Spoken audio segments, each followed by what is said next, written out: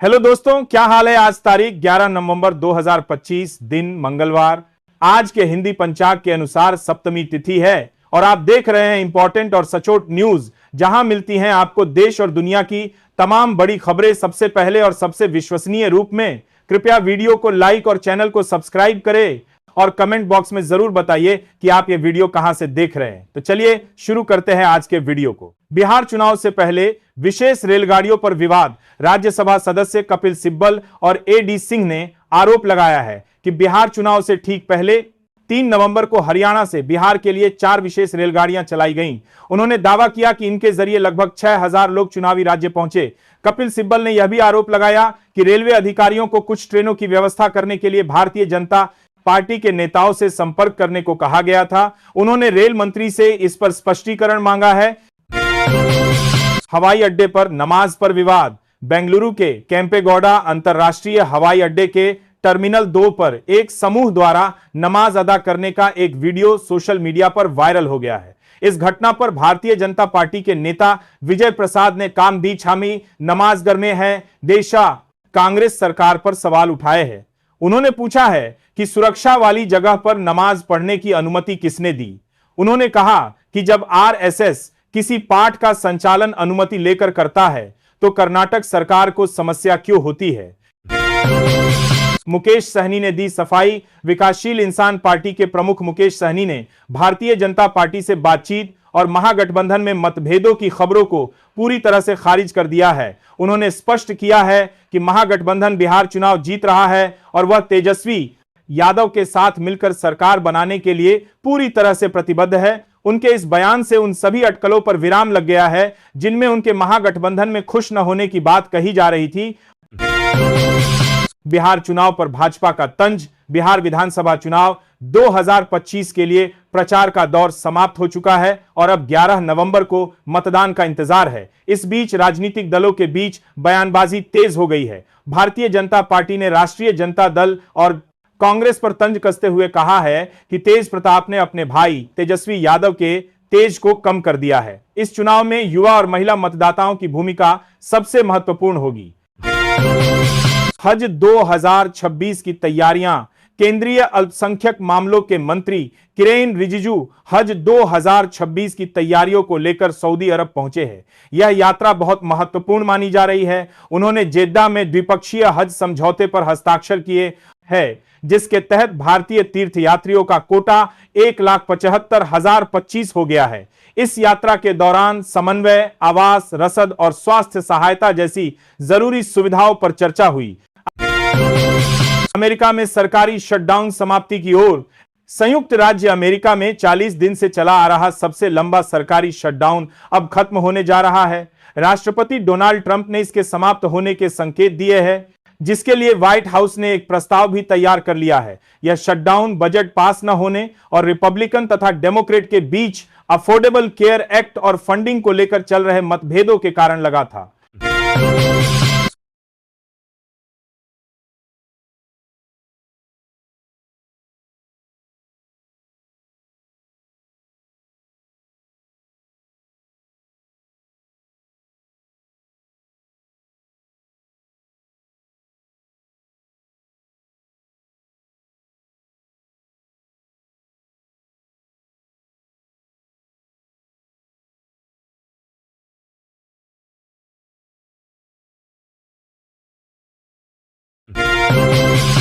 असम में जनसंख्या वृद्धि और भूमि बिक्री की जांच। असम के मुख्यमंत्री हेमंत बिस्वा शर्मा ने बहुविवाह पर प्रतिबंध लगाने वाले विधेयक को मंजूरी दी है।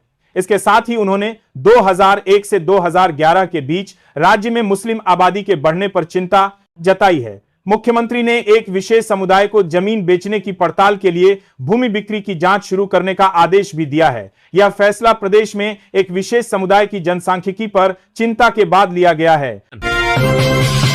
आतंकवाद से जुड़े लोगों के ठिकानों पर छापे। जम्मू कश्मीर में आतंकवादी तंत्र को पूरी तरह से समाप्त करने के लिए श्रीनगर पुलिस ने शहर में कई स्थानों पर 13 संदिग्ध लोगों के घरों में व्यापक छापे मारे हैं। यह छापेमारी कार्यपालक मजिस्ट्रेटों और जम्मू कश्मीर की घरों में है। आपने समाज धारा थार पा रहा है। जम्मू कश्मीर पुलिस के वरिष्ठ अधिकारियों की देखरेख में की गई यह कार्रवाई गैरकानूनी गतिविधियां रोकथाम अधिनियम के तहत की गई है, जिसमें आतंकवादी गतिविधियों में मदद करने या उन्हें बढ़ावा देने में शामिल लोगों के घरों की तलाशी ली गई है। फरीदाबाद से भारी मात्रा में विस्फोटक बरामद। जम्मू कश्मीर पुलिस ने डॉक्टर आदिल अहमद राथर की निशानदेही पर फरीदाबाद से एक बड़ी आतंकी साजिश को नाकाम किया है। पुलिस ने लगभग 350 किलो RDX AK-47 राइफल और गोला बारूद बरामद किया है। डॉक्टर आदिल के कश्मीर स्थित लॉकर से भी पहले हथियार मिले थे। पुलिस इस मामले की गहन जांच कर रही है और डॉक्टर के आतंकवादी संगठनों से संबंधों का पता लगाने की कोशिश कर रही है। मोहाली में गैंगस्टर और पुलिस के बीच मुठभेड़। पंजाब के मोहाली जिले के खरड़ कस्बे के पास औझला गांव में बम्बिहा गैंग के एक गैंगस्टर और पुलिस के बीच मुठभेड़ जारी है। पुलिस को यह सूचना मिली थी कि गैंगस्टर रणवीर राणा एक मकान में छिपा हुआ है। पुलिस के बीच द्वारा घेराबंदी किए जाने पर गैंगस्टर ने गोलीबारी शुरू कर दी। पुलिस के समर्पण करने को कहने पर भी उसने मना कर दिया। माना जा रहा है कि यह बदमाश मोहाली के फेज 7 में हुई गोलीबारी से भी जुड़े हैं। रोल्स रॉयस बनाने वाले फैन को निराशा। महम के रहने वाले पंकज ने अभिनेता अक्षय कुमार के प्रति दीवानगी में 8 लाख का कर्ज लेकर रोल्स रॉयस जैसी दिखने वाली एक कार खुद बना डाली। वह इसे अक्षय कुमार को तोहफे में देना चाहते थे, लेकिन मुंबई में उन्हें केवल हाय हेलो कहकर लौटा दिया गया। पंकज अब यह कार किराए पर देकर और नौकरी करके अपना कर्ज चुकाएंगे। उन्होंने युवाओं को संदेश दिया है कि किसी भी कलाकार को इतना न चाहे कि उनका घर उजड़ जाए। असम में जनसंख्या वृद्धि और भूमि बिक्री की जांच। असम के मुख्यमंत्री हेमंत बिस्वा शर्मा ने बहुविवाह पर प्रतिबंध लगाने वाले विधेयक को मंजूरी दी है। इसके साथ ही उन्होंने 2001 से 2011 के बीच राज्य में मुस्लिम आबादी के बढ़ने पर चिंता जताई है। मुख्यमंत्री ने एक विशेष समुदाय को जमीन बेचने की पड़ताल के लिए भूमि बिक्री की जांच शुरू करने का आदेश भी दिया है। यह फैसला प्रदेश में एक विशेष समुदाय की जनसांख्यिकी पर चिंता के बाद लिया। असम में जनसंख्या वृद्धि और भूमि बिक्री की जांच। असम के मुख्यमंत्री हेमंत बिस्वा शर्मा ने बहुविवाह पर प्रतिबंध लगाने वाले विधेयक को मंजूरी दी है। इसके साथ ही उन्होंने 2001 से 2011 के बीच राज्य में मुस्लिम आबादी के बढ़ने पर चिंता जताई है। मुख्यमंत्री ने एक विशेष समुदाय को जमीन बेचने की पड़ताल के लिए भूमि बिक्री की जांच शुरू करने का आदेश भी दिया है। यह फैसला प्रदेश में एक विशेष समुदाय की जनसांख्यिकी पर चिंता के बाद।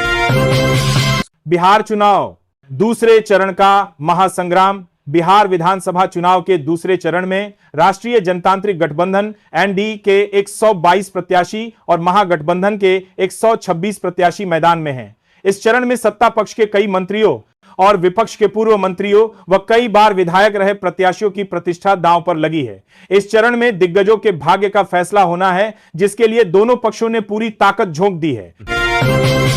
फिल्मों के वीकेंड का हाल। रविवार को बॉक्स ऑफिस पर कई फिल्मों की कमाई में पहले से थोड़ा बहुत उछाल देखने को मिला है। यामी गौतम और इमरान हाशमी की फिल्म हक को सप्ताहांत वीकेंड का फायदा मिला और इसके लीगल ड्रामा ने दर्शकों का ध्यान अपनी ओर खींचा। वही जटाधारा का प्रदर्शन शर्मनाक रहा। दूसरी ओर हॉलीवुड की एक्शन से भरपूर फिल्म प्रेडेटर बैडलैंड्स भी ठीक ठाक कमाई कर रही है। इसके अलावा the girlfriend, Baahubali the epic और थामा जैसी फिल्मों के बीच भी टक्कर जारी है। विजय पर उदयनिधि। स्टालिन का तीखा हमला। तमिलनाडु के उप मुख्यमंत्री और द्रविड़ मुनेत्र कड़गम डीएम के नेता उदयनिधि स्टालिन ने टीवी के अध्यक्ष और फिल्म अभिनेता विजय पर तीखा हमला बोला है। डीएम के पार्टी के कार्यक्रम में उन्होंने कहा कि राजनीति में आ रही नई पार्टियों की कोई विचारधारा नहीं होती और वे गत्ते के बक्से के समान होती है। हालांकि उदयनिधि ने विजय या उनकी पार्टी का नाम नहीं लिया, लेकिन माना जा रहा है कि उनका निशाना उन्हीं पर है। यह पहली बार नहीं है। इससे पहले भी उदयनिधि ने विजय का शनिवार राजनेता बताकर मजाक उड़ाया था। उत्तर प्रदेश के स्कूलों में वंदे मातरम अनिवार्य। मुख्यमंत्री योगी आदित्यनाथ ने यह घोषणा की है कि अब उत्तर प्रदेश के सभी स्कूलों में वंदे मातरम का गायन अनिवार्य होगा। उन्होंने यह बड़ा ऐलान सरदार वल्लभ भाई पटेल की जयंती के है वंदे मातरम के संवाद्य करने के है समारोह के दौरान किया। जहां वे एक कार्यक्रम में शामिल होने गोरखपुर पहुंचे थे। यह कार्यक्रम एकता यात्रा और राष्ट्रगीत वंदे मातरम के 150 वर्ष पूरे होने पर आयोजित किया गया था। मुख्यमंत्री ने वंदे मातरम को राष्ट्रीय एकता और स्वतंत्रता आंदोलन का एक महत्वपूर्ण हिस्सा बताया। बाबा बागेश्वर की यात्रा पर आतंकी खतरे की आशंका। जम्मू कश्मीर और हरियाणा पुलिस की संयुक्त टीम ने फरीदाबाद में एक डॉक्टर के घर से 360 किलो अमोनियम नाइट्रेट बरामद किया है, जिसमें 3 डॉक्टरों का नाम सामने आया है। इस घटना पर केंद्रीय मंत्री गिरिराज सिंह ने सवाल उठाते हुए कहा कि यदि इस समय फरीदाबाद से गुजर रही बाबा बागेश्वर की यात्रा पर हमला होता तो क्या होता। उन्होंने कहा कि सरकार ने इस खतरनाक सामग्री को बरामद करके बड़ी साजिश को नाकाम किया है। वहीं धीरेन्द्र शास्त्री ने कहा कि खान पकड़ा गया और इनका काम ही ये है।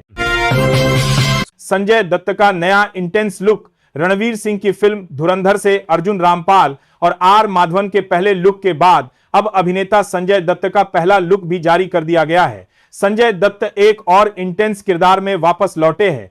धुरंधर फिल्म से उनका यह नया लुक दर्शकों के बीच चर्चा का विषय बन गया है।